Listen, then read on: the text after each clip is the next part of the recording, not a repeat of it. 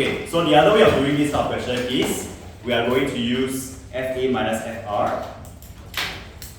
equals to mass times acceleration, aka your resultant force equals mass times acceleration. This method in red requires you to find your applied force. If your work done is 250 joules over 10 meters, then your applied force is 25 newtons. Minus 8. Okay, your mass is 2 kg times acceleration. Then calculate acceleration. Once you calculate acceleration, okay, then you need to realize what's your final speed. Okay, then this way we're going to draw a graph, put a straight line here. Okay, the acceleration here, 25 minus 8 is 17, so this is 8.5. Your gradient will be 8.5. Okay, take a certain time t, end up at a certain velocity v.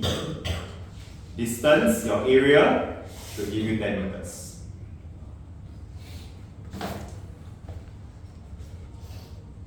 Okay, then we have to, the next thing of course is we are going to express, okay, now I have two unknowns, v as well as t.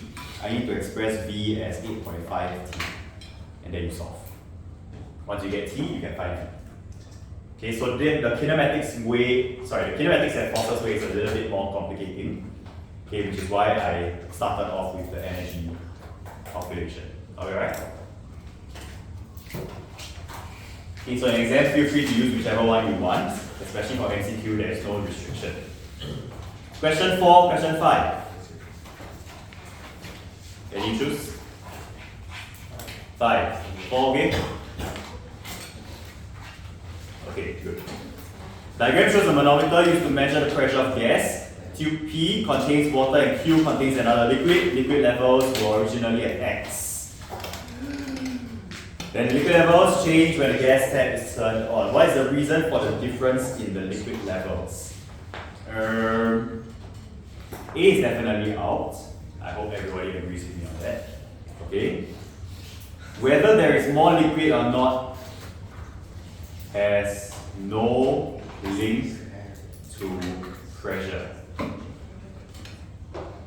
Okay, we never ever use amount of liquid. It is always height. Okay. Pressure in P is greater than pressure in Q is also not true because it is the same gas. Pressure is constant.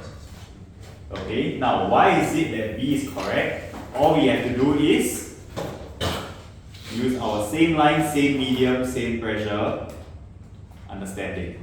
So I have rho GH here. And I have atmospheric pressure. Okay, so let's focus on the left side first in blue. Okay, your PATM plus rho GH of Q, by the way, all this is Q will give you pressure of gas on this side. Agreed? Okay, then we're going to repeat the same thing for the right side. Okay, again, we're going to use our baseline here. This is your rho GH. This is P atmosphere again. Now here on the left side is P gas. So you have Pg equals to PATM plus rho of water times G times H of water. Okay, I know that in exam for MCQ especially, these kind of calculations you write down is going to take too long. Okay, so do a very quick mental sum and realize that PATM, irrelevant, appear on both sides. True? Okay, then look at G. G is obviously a constant, and gravitational acceleration is constant. Skip. Next, down here has a lower height than this. Agree or not? If you have a lower height, okay, if H, look at this guys, okay, your PATM, or rather your rho of Q times G times H of Q is equivalent to rho of W times G times H of W. After we minus off PATM. Agree or not? Okay, from here, we realize that hey, if HW is higher than HQ, then this fella must be the higher part. You have to compensate. That's all. Okay, calculation not necessary. Okay, do a quick mental work in your head. If you have If this H is higher, rho has to compensate for it. That's all. Are we okay? You know? Okay, huh? Can you explain why C is wrong? Pressure in P, because it's the same gas, your pressure of gas inside your container is constant at all points. I cannot have more pressure at one side than the other side. Question 6 and 7. Are we okay? Okay? 6 and 7? 7. Constant rate by 0.25 kilowatts. This fella is 250 watts. Yes? Correct. Okay, for fusion, aka change in states, I'm only focused on here. Aka roughly about my first minute to my 12th minute. So you have 11 minutes worth of heating using a 250 watt heater. Right? Okay, then from here our calculation will just be Q equals to M times LF. 250 watts, 11 minutes. Mass of some shit. Okay, 3.3 times 10 power 5. And then you calculate this. Apa lah?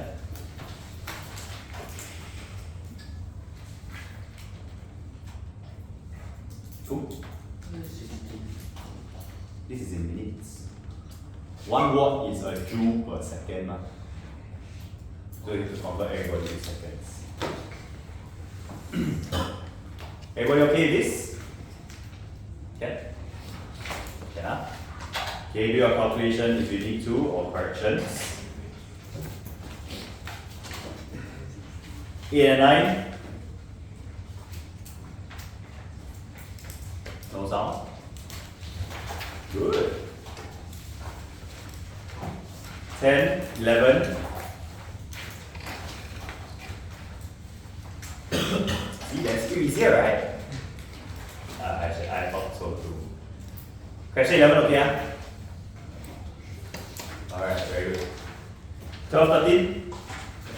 12. Both. Okay, question 13 is a little challenging or hard to see. Negatively charged particle entering an unknown field. Obviously, your force goes this way, right? Oh shit. Fair enough. Okay. How do we visualize? Okay, firstly, electric field. Okay, the two electric field options definitely wrong. Why? Because your electric field, okay, if let's say I'm going towards the top, then plus will be here, minus will be here. This is for option A in blue. Agree or not? Where your electron or your negative charge particle will go straight, or what would I go in a spiral fashion for? Go circle for what?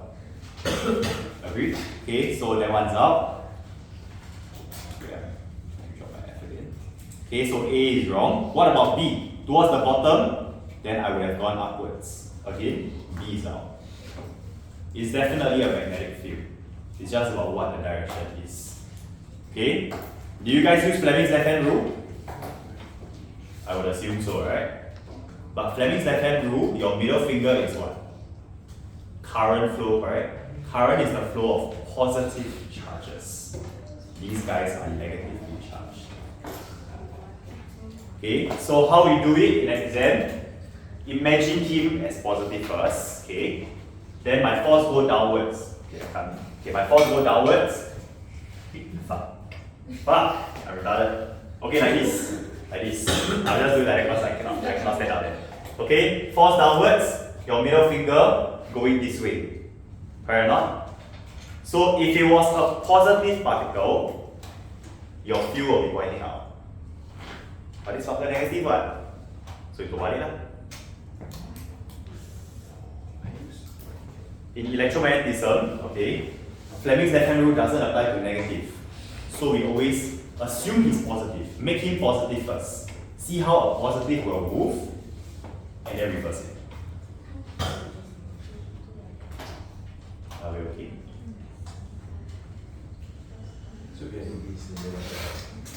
So from here, right? Okay, your middle finger point like that first. your force supposed to go down, lah. Okay? So like this is it. A positive charge will go downwards and your field will be coming out of the page. Agree or not? But this side is negative. Negative means your field should be terbalik. So a positive will go upwards. That's why a negative goes down. Yeah? Okay, next. Question 13. Okay, question 13, your resistance of 12 ohms, then in the shape of a circle. What do I mean by this? Guys, remember your resistance is rho L over A, correct or not? Okay, in a fucking circle, if you roll it in a circle, means you have half the length here, lah, correct or not? L over 2 here, L over 2 here. Yes? Half the circumference. Alright, which means the top part will have 6 ohms, bottom part will have 6 ohms. Agree? And they are connected in parallel, are they not? Go split like that, ma. So your resistance is 1 over 6 plus 1 over 6, power minus 1. You get 3. This question is a bit challenging, yes. Okay? It requires some visualization. Because your circumference, the whole circumference is 12. But your semicircle is 6, 6. Connected in parallel. So effective resistance is 3.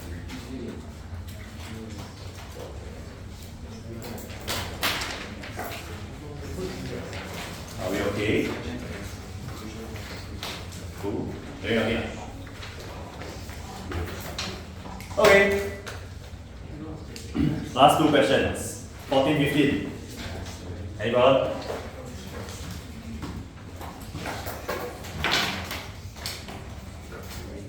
No? Good. Okay. Okay, I will not be going through the structure. If you have questions on the structure, you are welcome to stay back and ask, but I won't keep everybody. Okay? You all have orals, there's no orals. All the best, guys. Oral is a good source of marks.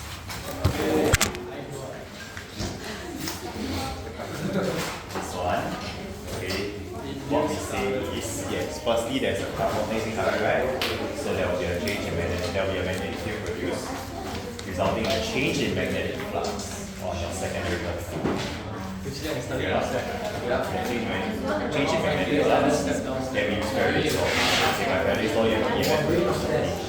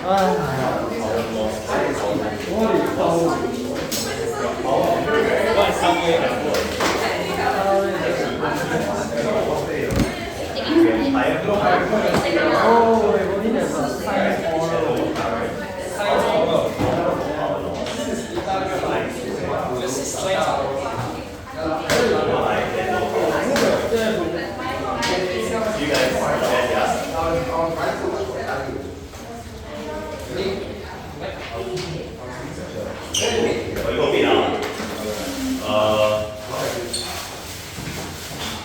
이거 유튜브 나왔니? 이거 너무 자상이에요, 유튜브.